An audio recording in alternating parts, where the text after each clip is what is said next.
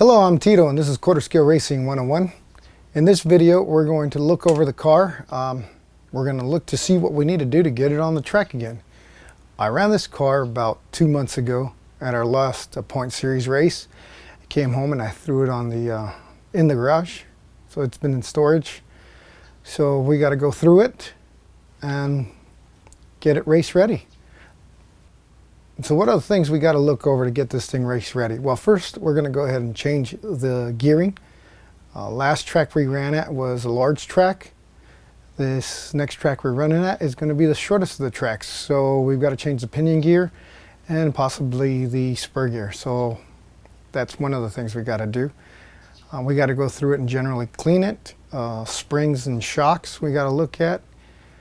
Check to see the toes and the cambers, make sure nothing got banged around and knocked out of alignment. Every track has a little bit different camber settings. We'll go ahead and just generally set the camber. The camber is finely tuned. On track, I use the temperature probe and adjust the camber accordingly. What else we got? We're going to make sure there's no binding, so we'll go ahead and strip the shocks off. We'll break free the sway bar and get to make sure that all four corners are free binding. We're going to check all the Heim joints. Heim joints are one of the biggest areas of trouble. They tend to get damaged the most, so we're going to make sure all the Heims are straight. Make sure all our nuts and bolts are tight. These cars rattle themselves loose. We use blue Loctite throughout. Every time, as a matter of fact, almost every time I come off the track, I go ahead and double check, make sure everything's tight. I've lost the spindle bolts on several occasions. I've lost the spur gear screws. I've lost the servo screws. I've lost the wheel nut screws, or wheel nut. Yeah, wheel nuts. So, if it can come loose, it probably has in my situation. So let's have a look. All right, we're going to look over our car. This particular car is a TNT chassis. It is set up for the Super Truck class. The Super Truck class allows for the blue plate, which is what I have on now. It also doesn't restrict you to the Sportsman Cup. So I was trying a different setup with the air filter. This is one of those Dave's Discount Motor air filter adapters. I think I'm going to go back to the Sportsman Cup size adapter and air filter. So that's one of the things I got to change out. You can see I've already got in here. I did change out the pinion gear. We run a 15 at Boulder, and I believe I got to run a 14 at Orange Show is where we're headed. So that means the spur is going to have to change as well. I have to look up my notes and see what spur we're running. We'll get around to doing that.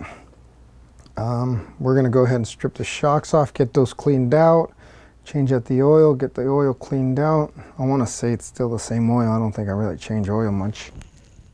At Orange Show, one of the things we have to do is raise the ride height a little bit. It tends to bottom out a lot. I got a lot of banking going on there. And it's a concrete track, so we do raise the ride heights a little bit. And by raising the ride heights, we're going to have to rescale the whole car, make sure we're happy. Up front, we're going to go ahead and just make sure that all the screws are tight. Those screws tend to get loose all the time. Up front, we're going to make sure the screws are tight. You know, this is a standard screw. It's the 1032s, 1032nds. Tends to be the majority of the screws on the car. And that uses the 5/32 Allen. Stripping this back, we use the 3/8 ratchet for the nuts. So I go ahead and strip off the shocks. The wheel nuts are 3/8, so we'll go ahead and remove the wheel nuts.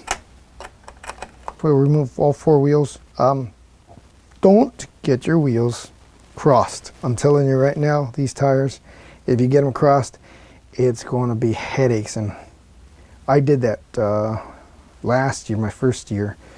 I took the wheels off, and the 2 front wheels, which are the, I believe I was running an L20 on the left and a dual band on the right. I got those 2 swapped, so the dual band ended up on the left side, and then the L20 ended up on the right side.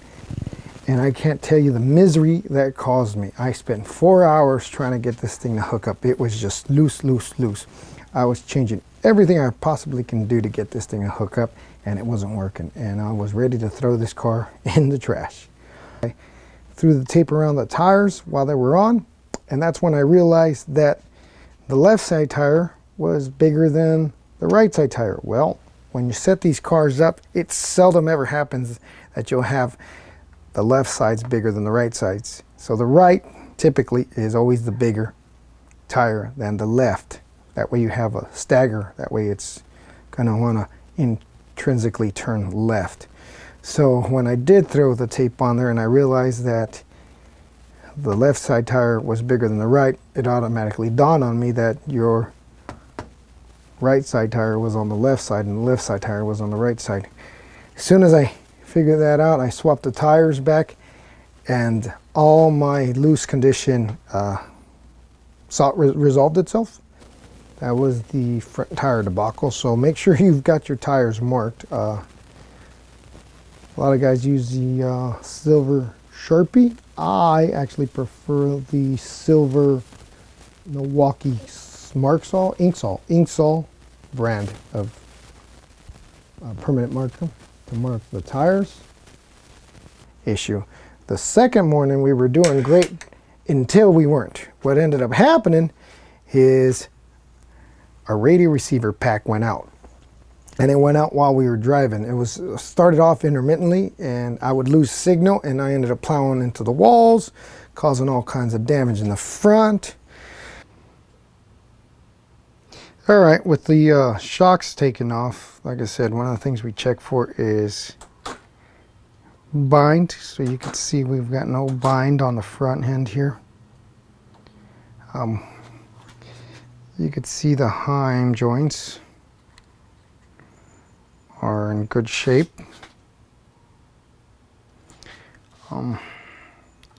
We checked all the bolts all over the place, make sure every screw is tight and every nut is tight. We do have the sway bar disconnected, so you can see again, oh, right here, you see that it's gotten loose, so we'll go ahead and make sure that gets tightened. But none of the heims are damaged, so that's good. We just go over the ride. We'll go towards the back. We'll make sure your radio is good. Make sure the motor is nice and tight in there. You don't want him loose, so we'll double check that when we set the pinion gear. The rear, same thing. You make sure there's no binding.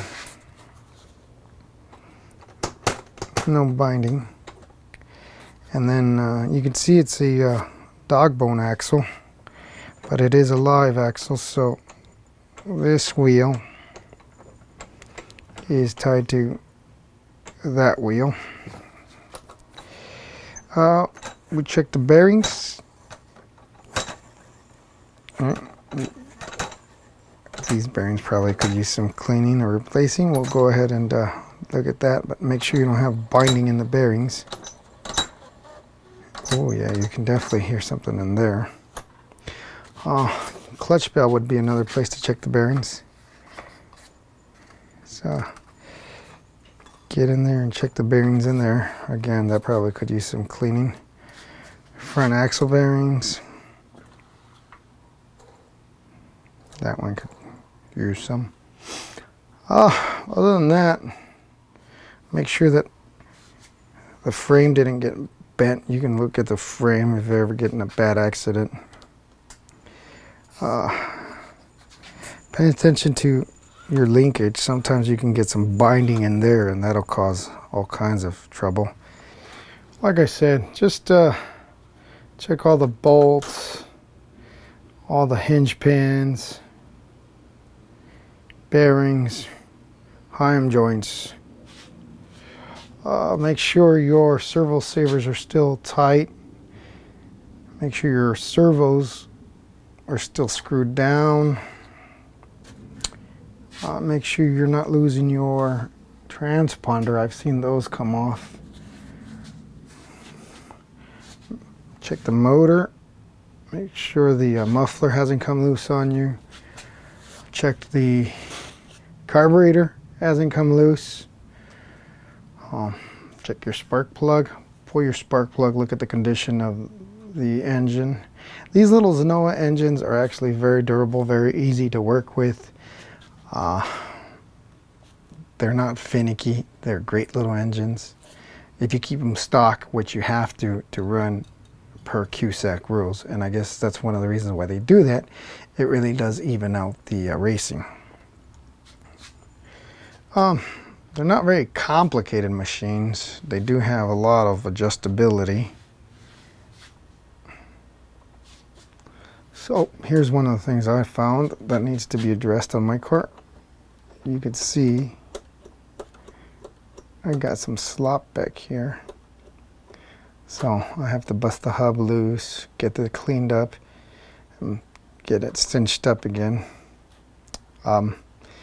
Blue Loctite, I'm telling you right now, these bolts, blue Loctite. You're going to want to use blue Loctite throughout the car. With that said, I'll go ahead and get to it. Oh, one other thing is we were going to look over the shocks. I got to get these all cleaned up and change the oil on them.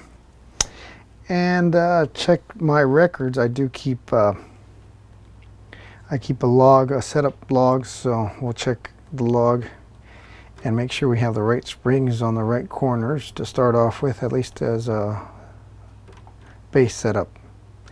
And then we'll go ahead and adjust as the track dictates.